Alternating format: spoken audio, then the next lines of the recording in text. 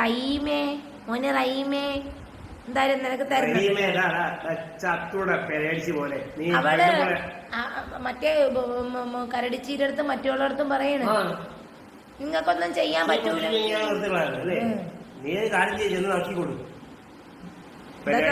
ഇതൊക്കെ കേക്കേണ്ടി വരുന്നുണ്ടല്ലോ. പോയി ചാവടാ, കൊച്ചിന്റെ വാപ്പ പോലും പട്ടിക്കുണ്ടായിനെ. ഞാൻ പറയണം നിന്നെ റഹീമെ ഒരു കാലത്ത് വിടൂല. കൊച്ചിന്റെ അറിയാലേ, നിന്നെ വിടൂല, നിന്നെ വിടത്തില്ല വിടൂല. കാരണം ഇവിടെ കൂടെ ഇപ്പൊ നിൽക്കുന്നതിന്റെ പേരിലാണ് നീ ഇപ്പോഴും അവിടെ സോദരി ജീവിക്കുക. ഞാൻ അടിച്ച് നേരത്തി കളയാന ഇല്ലാഞ്ഞിട്ടല്ല. ഒരു ചടയമംഗലം രായമ്മയും കീയമ്മയൊന്നും എത്തൂല. ഞൊണ്ടിക്കാലിൽ അവിടെ നിന്ന് സൗകര്യം എന്നറിയോ, അവളെ ആ വിളിക്ക് അകത്താണ്. പക്ഷെ നമ്മളെ കമ്പനിക്ക് അത്ര മാന്യത ഇവിടെ ഇത്ര ഒരു ഇതില്ലാത്തതാണ്. അല്ലെങ്കിൽ എപ്പോഴറിയോ അവളെ അഴിവിയെ ചുണ്ട് കാണുമ്പോ അറിയാം.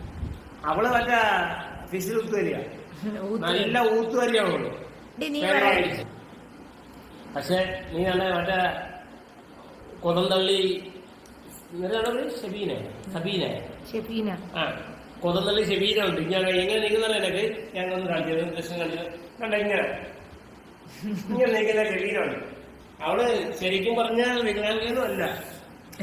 അവളെ തീറ്റി കൊണ്ട് കൊതവും പോലെ തള്ളിപ്പോയി. അവളെ കണ്ടിട്ട് നീ നമ്മളടുത്ത് പറയും. പിന്നെ മറ്റുള്ളവരല്ലേ കരടിച്ച് ആ പരപൂറിയെ കുറിച്ച് ചിന്തിച്ച് നിനക്ക് വേണമെങ്കിൽ പോയി കളിക്ക്. ഞാൻ പറഞ്ഞു എന്നെ ഇറക്കരുത്, എന്നെ ഇറക്കി. ഇപ്പൊ ഇവിടെ അവളോട് ഇത്രയും മാന്യത. ഞാൻ ഒറ്റയ്ക്കാണെങ്കിൽ ഈ മാന്യത ഉണ്ടാവും. പിന്നെ എനിക്ക് നിന്റെ 10 സെന്റ് എന്റെ മോക്ക് അന്നും ഞാൻ വേണ്ടെന്ന് പറഞ്ഞിട്ടുണ്ട്. മോളെ കാണാനുള്ള അധികാരം നിനക്കില്ല. നിനക്ക് അങ്ങനെ ഒരു അധികാരം ഉണ്ടായിരുന്നെങ്കിൽ ഈ 10 വർഷം നീ ചെലവിന് കൊടുത്തോ. നീ ചെലവിന് കൊടുത്ത എന്റെ അമ്മ ചെലവിന് കൊടുക്കുമ്പോ എങ്ങനെ കൊടുക്കുന്നറിയോ, ഈ 10 വർഷം ഇവള് കൊടുത്ത പൈസ ഉൾപ്പെടെ നീ കൊടുക്കണം. എന്റെ കഴിവുണ്ടെങ്കിൽ നീ ആണാണെങ്കിൽ തൂക്കിയിട്ട് നടക്കുവാണെങ്കിൽ വാ. 10 സെന്റ് എന്റെ മോക്കാണെന്ന് പറയണത്. എടാ നീ ഉണ്ടാക്കിയ 10 സെന്റ് അല്ല, നിന്റെ വാപ്പ മുഹമ്മദ് കുഞ്ഞ് ഉണ്ടാക്കിയതാണ്. അങ്ങേരെ ഇതാണ്. ഒരു നടവഴിയേ ഉള്ളൂ. ഒരു മരിച്ചാ പോലും ഒന്നും എടുത്തോണ്ട് പോകാൻ പറ്റൂല. കാരണം ഞാൻ ബാക്കി പറയണ്ടല്ലോ. നിന്റെ അടുത്ത് ഞാൻ പല തവണയും പറഞ്ഞു, നീ ഒന്നാമത്തെ ജീവിതത്തിൽ കയറി കളിച്ച് ബന്ധം തീർന്നു. എന്റെ അടുത്ത് നോക്കിയില്ലേ, എനിക്ക് നിന്റെ മറ്റേ കഴിച്ചത് താഴോട്ടുള്ള വീഡിയോസ് എന്ന് പറഞ്ഞിട്ട് ഒരു വീഡിയോ ഇട്ടെന്ന് പറയാൻ വേണ്ട. നീ എന്താടാ വിചാരിച്ച നജിലയുടെ കളഞ്ഞിട്ട് പോകാനാ? നീ മാത്രമല്ല, നജിലയുടെ ഉമ്മാരെ കൂടെയാണ് പറയുന്ന. നജിലായ കളഞ്ഞിട്ട് പോകുന്ന ആരും ചിന്തിക്കണ്ട. എന്ത് വിഷയം വന്നാലും ശരി, നമ്മളെ പിണങ്ങും, അടിച്ചൊക്കെ പോകും. നമ്മളിപ്പോ ഏറ്റവും കൂടുതൽ പണിയിട്ട് 1 മാസം അല്ലേ. മസ്റൂറ മോൾക്ക് നമ്മളെ ഭാഗത്തുനിന്ന് ഒരു തെറ്റും ഒരാൾക്കും ഉണ്ടാവില്ല. അടുക്കള രഹസ്യം അങ്ങാടിപ്പാട്ടെന്ന് കേട്ടിട്ടില്ലേ? നെജിലയുടെ ജീവിതത്തിലും അങ്ങനെയൊക്കെ തന്നെയാണ് സംഭവിച്ചിരിക്കുന്നത്. പബ്ലിക്കിൽ പറയാൻ പാടില്ലാത്ത പല കാര്യങ്ങളും നെജില വന്നിട്ട് പബ്ലിക്കിൽ അങ്ങ് ഫ്ലാഷ് ആക്കുകയാണ്. ജനങ്ങൾക്ക് മുമ്പിൽ എല്ലാം അങ്ങ് തുറന്നു കാട്ടുകയാണ്. അപ്പൊ പല രീതിയിലുള്ള വിമർശനങ്ങളും വാങ്ങണം. അതിന് അർഹതയുണ്ട്. കാരണം എന്ന് വെച്ച് കഴിഞ്ഞാൽ രഹസ്യമാക്കേണ്ടത് രഹസ്യമാക്കുക തന്നെ ചെയ്യണം.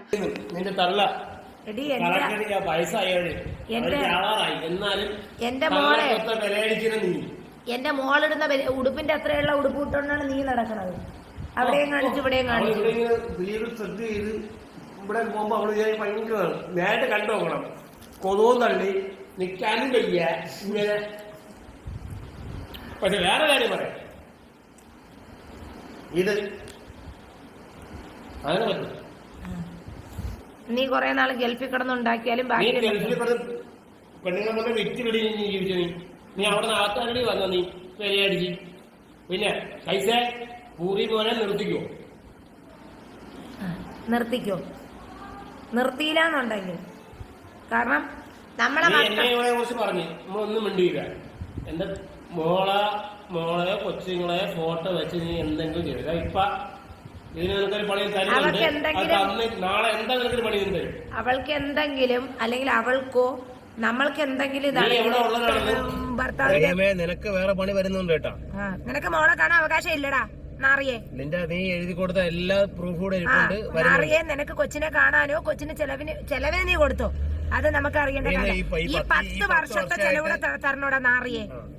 നാറി, നീ എന്റെ കൊച്ചിനെ കണ്ടെന്ന് ഞാൻ അറിഞ്ഞാൽ ഉമ്മയും പെങ്ങളെ കൊച്ചിന്റെ പാവടയൊക്കെ പിടിച്ച് വെച്ച് പൊക്കി നോക്കാൻ നീ ആരടാ? നീ വാപ്പായ വാപ്പാന്ന് പറഞ്ഞാലേ വെറുതെ ഉണ്ടാക്കിയാ പോരാ. കൊച്ചിനെ അടിച്ചിട്ടുണ്ടെങ്കിലേടാ എനിക്ക് അറിയാം അതിനെ സംരക്ഷണം നടക്കാം. നിന്റെ അടുത്ത് പലതവണ നാറിയ ഞാൻ വാടക വീട്ടിൽ വെച്ച് പറഞ്ഞില്ലേ കൊച്ചിന് നീ വല്ലതും ചെല്ലാം. അപ്പൊ നിന്റെ നിലമേല് ലോഡ്ജിൽ ചെല്ലാൻ വിളിച്ചതാണ്.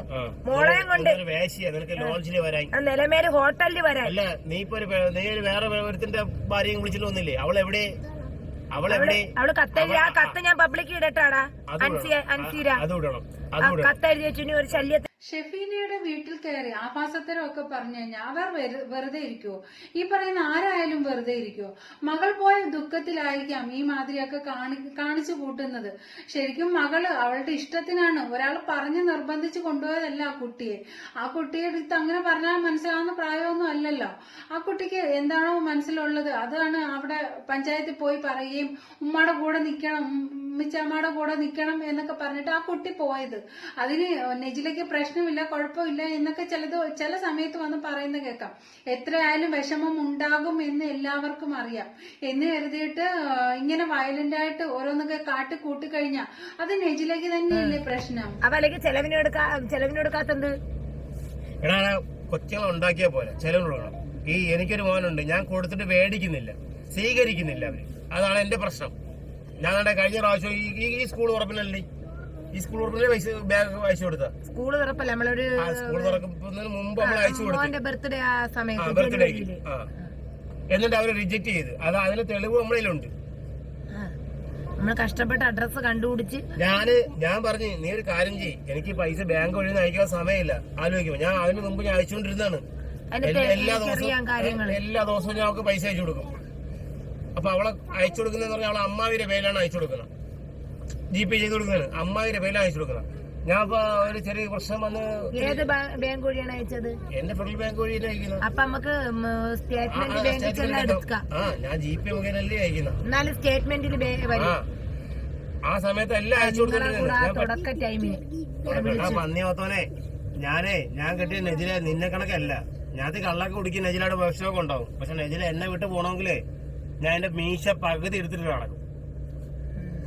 മോക്ക് അതാണ് പ്രശ്നമെങ്കിൽ മദ്യപാനം വാപ്പച്ചി ഞാൻ മദ്യപിക്കുന്നില്ലല്ലോ, ഗുളി കഴിച്ചോണ്ടിരിക്കുകയല്ലേ. മോളടുത്ത് വാപ്പച്ചി പറഞ്ഞു വാപ്പ മാറി നിൽക്കാൻ. ഞാൻ അന്നും പറഞ്ഞില്ലേ, ഇവര് വന്ന സമയത്ത് അതാണ് സംസാരിച്ചോണ്ടിരുന്നത്.